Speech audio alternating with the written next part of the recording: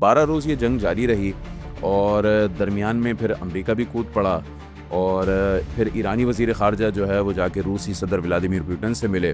انہوں نے یقینی بات ہے کچھ نہ کچھ سفارتکاری کی ہوگی اور اس کے بعد اب سیز فائر ہو گیا ہے. بنیادی طور پر تو یہ اسرائیل کا معاملہ تھا نا، حملہ اس نے کیا ایران کے اوپر، بہت غیر ضروری تھا.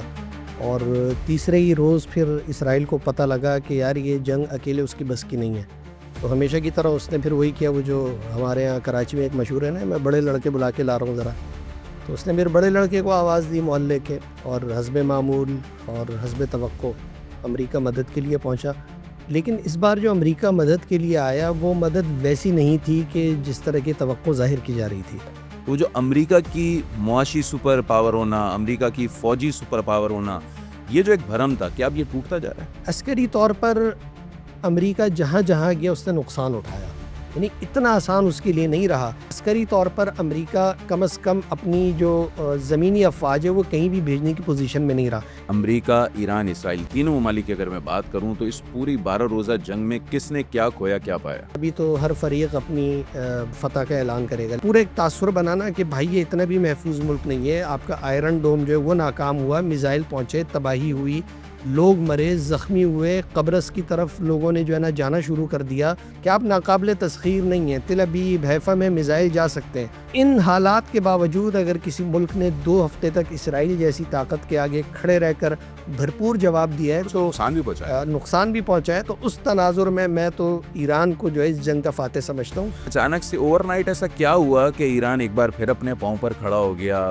میزائلوں سے بھرپور جواب دیا اور آنکھوں میں آنکھیں ڈال کر بات کریں؟ تو کیا ایران کی بھی کسی محلے کے لڑکے نے جو ہے وہ مدد کی؟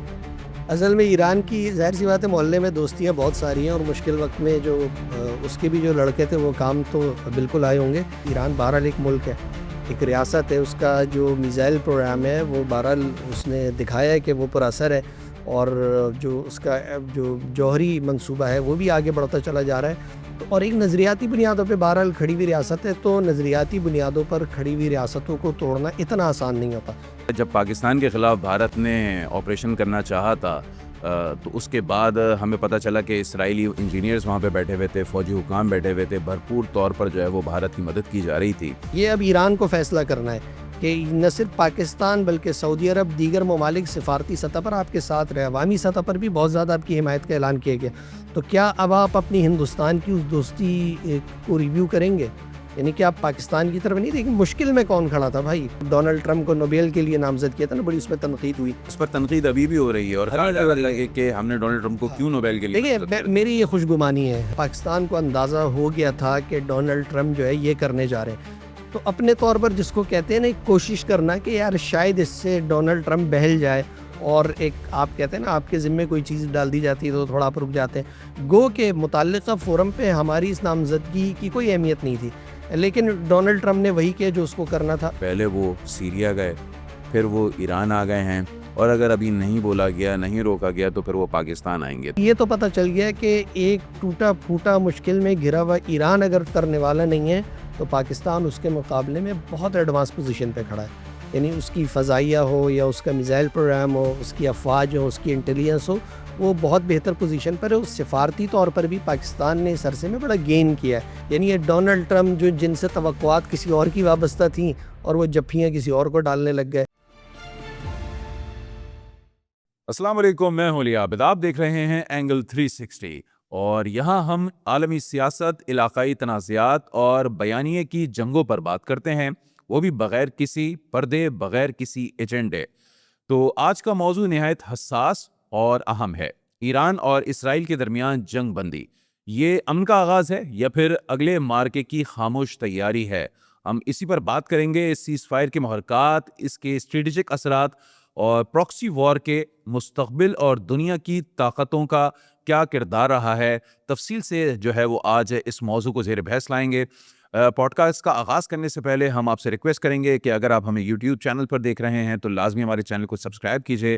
اگر فیس بک، انسٹا اور ٹک ٹاک پر فالو کر رہے ہیں تو لازمی ہمارے پیج کو فالو کر لیجئے گا. تو آج ہمارے گیسٹ ہیں، کراچی کی صحافت کا ایک بڑا نام ہے، سینئر جرنلسٹ ہیں فیض اللہ خان. ان کی طرف چلتے ہیں. السلام علیکم فیض اللہ، کیسے ہیں آپ؟ ٹھیک ٹھاک ہیں؟ وعلیکم السلام، آپ سنائیے. الحمدللہ. تو دیر آید درست آید، اور ڈونلڈ ٹرمپ کا ٹویٹ آ گیا سیز فائر، اور اب لگ یہ رہا ہے کہ سیز فائر ہو گیا اسرائیل اور ایران کے درمیان۔ تو ہم یہ دیکھ رہے ہیں کہ 12 روز یہ جنگ جاری رہی، اور درمیان میں پھر امریکہ بھی کود پڑا، اور پھر ایرانی وزیر خارجہ جو ہے وہ جا کے روسی صدر ولادیمیر پوٹن سے ملے، انہوں نے یقینی بات ہے کچھ نہ کچھ سفارتکاری کی ہوگی، اور اس کے بعد اب سیز فائر ہو گیا ہے۔ تو اس پوری صورتحال کو کیسے دیکھ رہے ہیں آپ؟ بنیادی طور پر تو یہ اسرائیل کا معاملہ تھا نا، حملہ اس نے کیا ایران کے اوپر، بہت غیر ضروری تھا، اور تیسرے ہی روز پھر اسرائیل کو پتہ لگا کہ یار یہ جنگ اکیلے اس کی بس کی نہیں ہے، تو ہمیشہ کی طرح اس نے پھر وہی کیا، وہ جو ہمارے ہاں کراچی میں ایک مشہور ہے نا، میں بڑے لڑکے بلا کے لا رہا ہوں ذرا، تو اس نے پھر بڑے لڑکے کو آواز دی محلے کے، اور حسب معمول اور حسب توقع امریکہ مدد کے لیے پہنچا۔ لیکن اس بار جو امریکہ مدد کے لیے آیا وہ مدد ویسی نہیں تھی کہ جس طرح کی توقع ظاہر کی جا رہی تھی۔ امریکہ کی ایک جو اس کے حملے ہیں وہ ہم نے عراق پر دیکھے، افغانستان پر دیکھے، صومالیہ پر دیکھے، تو یہ 3 مثالیں گزری تقریباً ہم کہہ سکتے ہیں کہ 3 ساڑھے 3 دہائیوں کی ہیں، تو یہ والا اس سے بہت مختلف تھا۔ ایسا محسوس ہو رہا تھا کہ یہ جو اس میں ڈونلڈ ٹرمپ کی اس جنگ میں آمد ہے، یہ بہت زیادہ ایک فرمائشی قسم کی آمد تھی، یعنی وہ اسرائیل کی جانب سے کہہ دیا گیا تھا، تو اسرائیل تو ایک لاڈلا بگڑا ہوا بچہ ہے، اس کی بات ٹالنا بہت مشکل ہے، تو پھر جو ایران کے اوپر حملے ہوئے تو وہ بڑی حد تک علامتی حملے تھے، کیونکہ جن جوہری تنصیبات کو نشانہ بنایا گیا تھا وہ خالی ہو گئی تھی، اور اس کے بعد جب ایران نے جوابی کارروائی کی تو وہ بھی اگر آپ دیکھیں تو بڑی حد تک وہ بھی علامتی تھی، اور اس میں یعنی ایک خدشہ یہ ظاہر کیا جا رہا تھا کہ ان حملوں کے بعد جو ہے مشرق وسطی کی صورتحال بدل سکتی ہے، اور وہ جو ایک ایران کے ساتھ ایک بڑی لہر موجود تھی عرب ممالک کی، خلیجی ممالک کی، وہ شاید تبدیل ہو سکتی ہے۔ لیکن اس میں ایک ڈرامائی تبدیلی دیکھی کہ جب وہ حملے ہو گئے، اور وہ بھی چونکہ پھر پہلے تلہ دی تھی ایران نے، تو اس میں ہم نے دیکھا کہ ڈونلڈ ٹرمپ نے وہ حملے بہت، جس کو کہتے ہیں نا، ٹھنڈے پیٹوں برداشت کیے کہ ٹھیک ہے، اٹس اوکے، صحیح ہے، اب ہم سیز فائر کی طرف جا رہے ہیں۔ تو یہ جو امریکی اس میں دخل اندازی تھی، یہ سراسر اسرائیل کے کہنے پر تھی، کیونکہ خود امریکہ کے اندر سے اس پر آوازیں اٹھ رہی تھی، سینٹ میں جو ان کے کانگریس کے اراکین ہیں انہوں نے اس پہ بات کی کہ بنا منظوری کے ہاں، کیسے ایک حملہ تو کرتے بنا ہیں؟ منظوری کے کیسے آپ یہ حملے کر رہے ہیں، اور پھر یہ اسرائیل کی جنگ ہے، اور امریکہ میں مظاہرے بھی ہوئے، تو یہ امریکہ کے اندر سے بھی اب اس حوالے سے بات ہونا شروع ہو گئی ہے کہ جو اسرائیل کی جنگ ہے ہم کہاں تک اس کو پروٹیکٹ کرتے پھریں گے۔ اچھا، اب یہ بہرحال 12 روز کی جنگ تو رہی، جس میں ایران، اسرائیل اور امریکہ تینوں ہی ممالک جو ہے وہ ملوث رہے۔ آپ کیا سمجھتے ہیں، امریکہ، ایران، اسرائیل تینوں ممالک کی اگر میں بات کروں تو اس پوری 12 روزہ جنگ میں کس نے کیا کھویا، کیا پایا؟ دیکھیے، جنگ تو ہمیشہ نقصان لے کر آتی ہے نا، ابھی تو ہر فریق اپنی فتح کا اعلان کرے گا، لیکن ہم اگر مشرق وسطیٰ کے اس جو یہ خطہ ہے اس کا اگر جائزہ لیں تو اس کے بعد بات کرنے میں زیادہ آسانی ہوگی۔ دیکھیے، اسرائیل کا ایک دعویٰ ہے کہ وہ ایک ناقابل تسخیر ریاست ہے، اس کی ٹیکنالوجی بہت اعلیٰ ہے، اور وہ جو ہے کسی بھی طرح سے یہود کے لیے محفوظ ترین جگہ ہے، اور یہ دعویٰ بڑی حد تک صحیح ہے۔ اچھا، یہود کا یا اسرائیل کا یہ دعویٰ جو جس وجہ سے صحیح مانا جاتا ہے وہ یہ کہ یار آپ کی جو ساری لڑائی اس عرصے میں رہی ہے وہ کس کے ساتھ رہی ہے؟ وہ فلسطینیوں کے ساتھ رہی ہے، جن کی نہ ریاست ہے، نہ جن کی فوج ہے، نہ جن کے پاس ٹیکنالوجی ہے، نہ جن کے پاس کوئی عالمی مدد موجود ہے، اور آپ ایک طرف سے پوری دنیا کی سفارتی حمایت آپ کے ساتھ ہے، یورپ آپ کے ساتھ کھڑا ہے، امریکہ آپ کے ساتھ کھڑا ہے، ٹیکنالوجی آپ کی برتر ہے، وسائل آپ کے پاس زیادہ ہیں، تو اس میں آپ نے فلسطینیوں کو مار مار کر جو ہے نا پوری ایک دنیا کو یہ تاثر دیا، خاص طور پر مشرق وسطیٰ کو، کہ اگر کوئی بہادر ہے، طاقتور ہے، تگڑا ہے تو وہ صرف اسرائیل ہے۔ تو اسرائیل کا وہ جو بھرم تھا وہ تو پہلے جو 7 اکتوبر کے حملے ہوئے اور جو غزہ میں حماس نے اس کے ساتھ کیا، ٹھیک ہے، حماس کے حملے کے بعد غزہ ملیہ میٹ ہو گیا، گو کہ پہلی بار نہیں تھا، لیکن ان ساری ٹیکنالوجی اور طاقت کے باوجود اسرائیل اپنا ایک قیدی نہیں چھڑا سکا زندہ حالت میں۔ گزشتہ دنوں کچھ لاشیں ضرور ملی ہیں، ایک دھچکا تو وہاں لگا، اور پھر جو یہ حالیہ 2 ہفتوں میں جو کچھ ہوا نا، تو وہ جو ساری ہم نے باتیں کی اس کا وہ جو بھرم تھا وہ ٹوٹ گیا کہ آپ ناقابل تسخیر نہیں ہیں، تل ابیب، حیفا میں میزائل جا سکتے ہیں، اور اس کے بعد سائرنز بجتے ہیں اور لوگوں کو پناہ گاہوں کی طرف دوڑنا پڑتا ہے، اور صرف عام لوگوں کو نہیں۔ امریکی سفیر نے جو پہلے دن کا حملہ تھا اس پر کہا کہ گزری شب بہت بھاری تھی، 5 بار اٹھ کر مجھے پناہ گاہوں میں جو ہے چھپنا پڑا فیملی کے ساتھ۔ اسی طرح کروشیا کے سفیر تھے، وہ اپنی بیگم سمیت زخمی ہوئے تھے۔ تو یہ جو ایک پورا ایک تاثر بنانا کہ بھائی یہ اتنا بھی محفوظ ملک نہیں ہے، آپ کا آئرن ڈوم جو ہے وہ ناکام ہوا، میزائل پہنچے، تباہی ہوئی، لوگ مرے، زخمی ہوئے، قبرص کی طرف لوگوں نے جو ہے نا جانا شروع کر دیا، شیلٹر کے اندر رہنے میں ابتدائی طور پر جو ہے نا آپسی جھگڑے وغیرہ شروع ہو گئے، تو وہ ساری چیزوں سے پتہ چلا کہ معاملہ اتنا سادہ نہیں ہے. پھر جس طرح سے ایران نے جواب دیا، اس میں کوئی شک نہیں کہ بہت ڈٹ کر، بہت شاندار انداز میں، ہمت کے ساتھ، جرأت کے ساتھ جواب دیا. اور بدلے میں تو دیکھیں ان کی پوری جو اعلیٰ قیادت ہے، فوجی لیڈرشپ ہے، وہ ماری گئی اور اس کے جوہری سائنسدان نشانہ بنے، اور اس کی جو انسٹالیشنز تھیں وہ نشانہ بنتی رہیں. یعنی نقصان ان کا بھی ہوا، لیکن آپ دونوں کا تقابل نہیں کر سکتے. ایک طرف وہ ملک ہے ایران کی صورت میں جو 40-45 سال سے بدترین اقتصادی پابندیوں کی زد میں،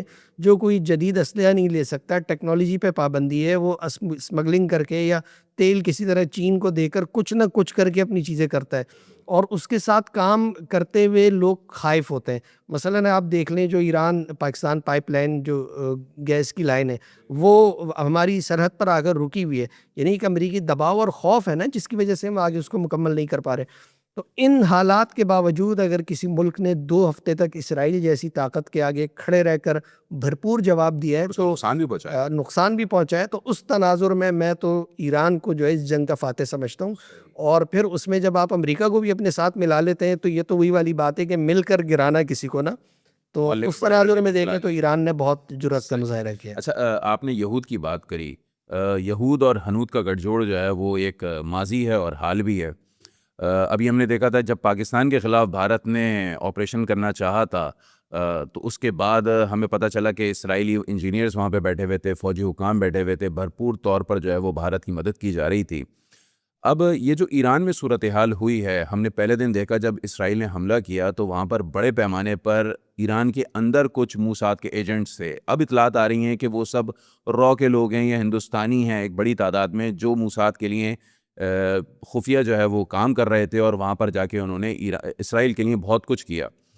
تو ہندوستان کا یہ رول ایران کو اب سمجھ میں آ گیا ہے، اور آنے والے وقتوں میں ہندوستان اور ایران کے تعلقات اب آپ کیسے دیکھ رہے ہیں؟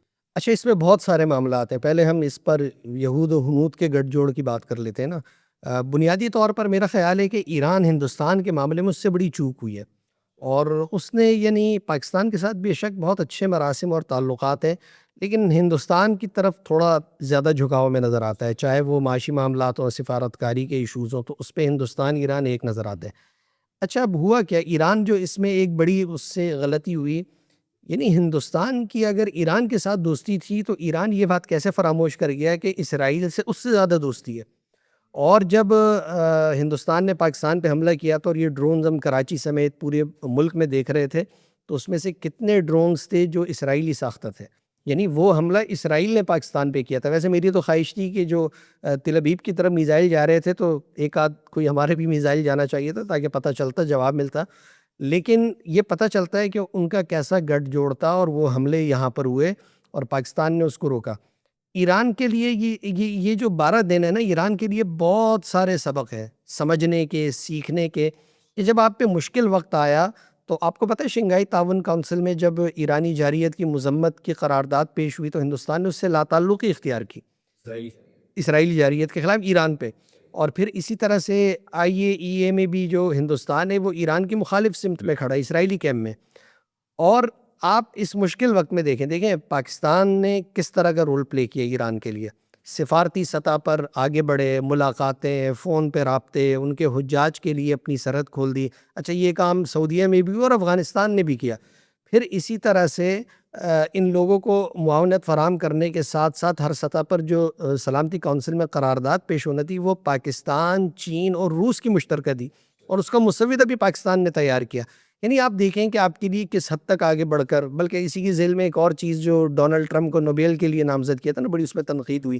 اچھا، اس کے 2 پہلو ہیں، اور اس پر تنقید ابھی بھی ہو رہی ہے، اور کہا جا رہا ہے کہ ہم نے ڈونلڈ ٹرمپ کو کیوں نوبیل کے لیے. دیکھیں، میری یہ خوش گمانی ہے، میرے پاس براہ راست کوئی معلومات نہیں ہے. میں یہ سمجھتا ہوں کہ پاکستان کو اندازہ ہو گیا تھا کہ ڈونلڈ ٹرمپ جو ہے یہ کرنے جا رہے ہیں، تو اپنے طور پر جس کو کہتے ہیں نا، ایک کوشش کرنا کہ یار شاید اس سے ڈونلڈ ٹرمپ بہل جائے، اور ایک آپ کہتے ہیں نا آپ کے ذمے کوئی چیز ڈال دی جاتی ہے تو تھوڑا آپ رک جاتے ہیں. گو کہ متعلقہ فورم پہ ہماری اس نامزدگی کی کوئی اہمیت نہیں تھی، لیکن ڈونلڈ ٹرمپ نے وہی کیا جو اس کو کرنا تھا.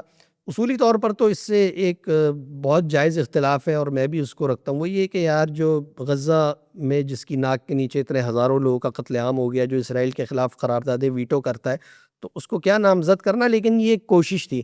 سفارتی دنیا میں بھائی کوشش کامیاب بھی ہوتی ہے، ناکام بھی ہوتی ہے، یہ سب چیزیں چلتی رہتی ہیں۔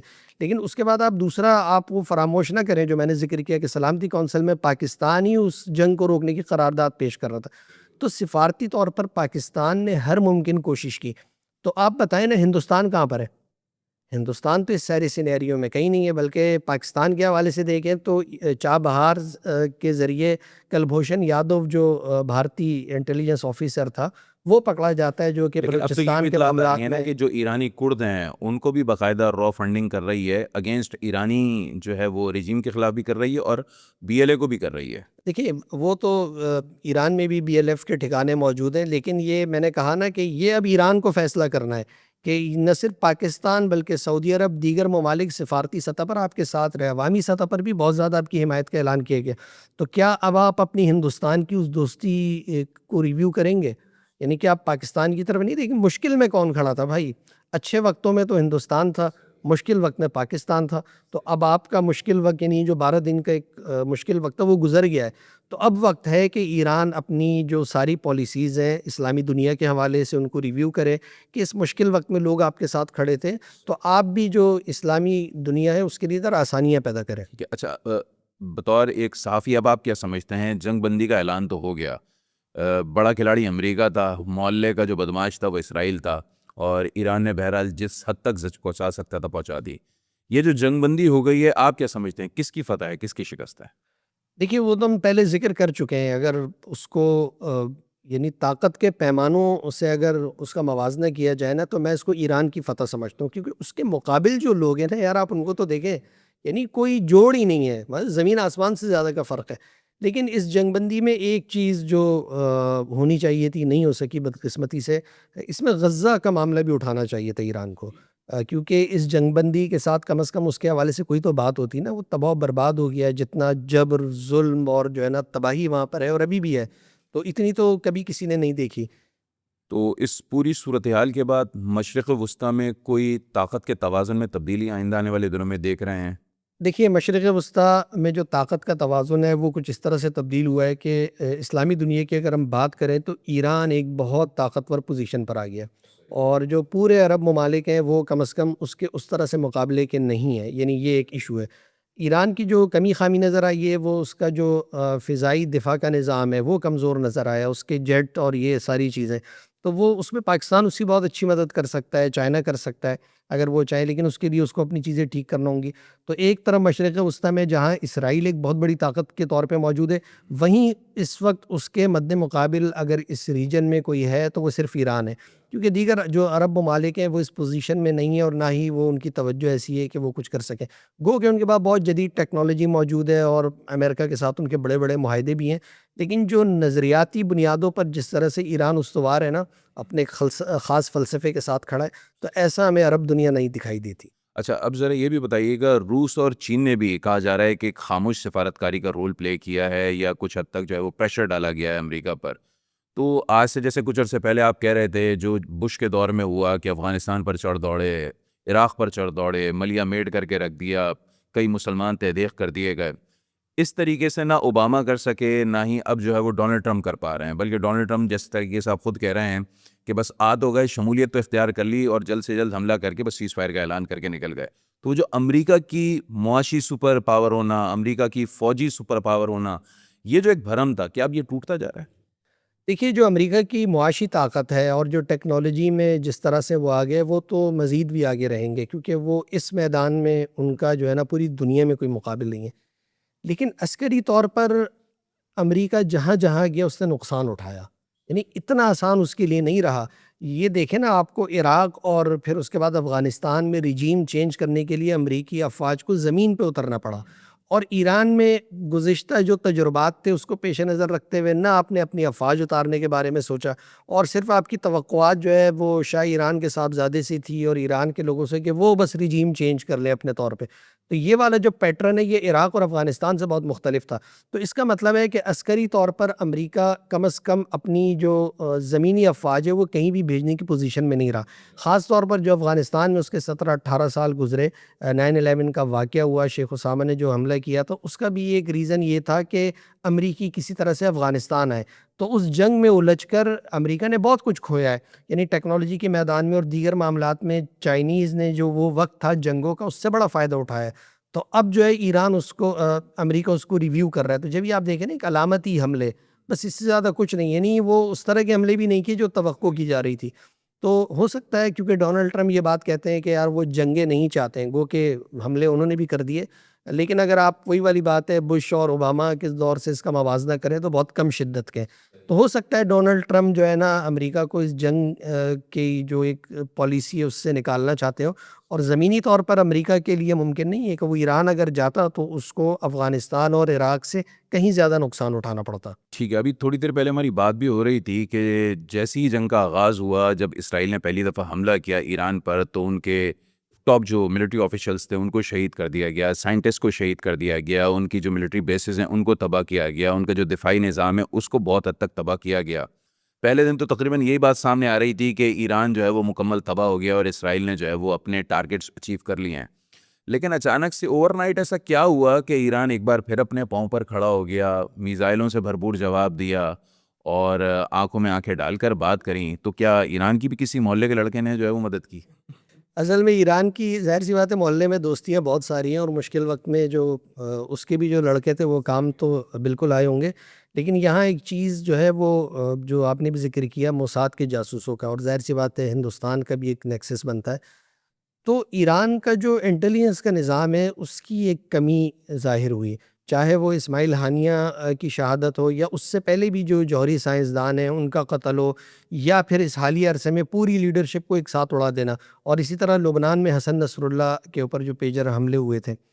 اب یہ سمجھنا چاہیے کہ اس میں جو ایران کی انٹیلیجنس ہے اس کو یعنی بالکل اوپر سے لے کے نیچے تک کھنگالنا ہوگا، یعنی اس میں گھس بیٹھیے موجود ہیں اور جو کہ اپنا کام کر دیتے ہیں۔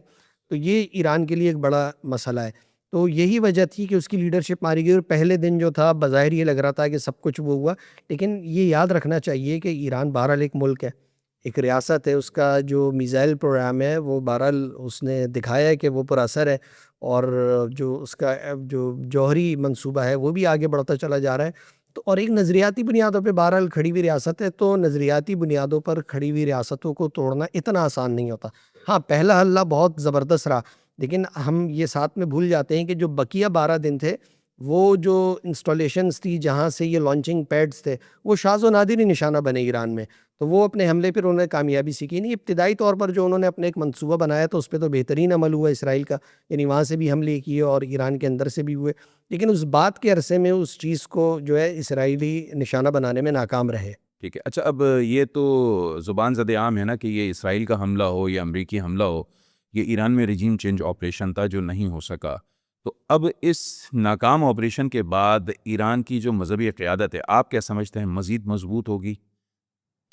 بالکل، کیونکہ وہ ایک مشکل مرحلہ جھیل گئے۔ اچھا اس سے پہلے بھی جو ہے نا اقتصادی پابندیاں، سفارتی مسائل، کاروبار کا نہ ہونا، وہ ساری چیزیں موجود تھیں۔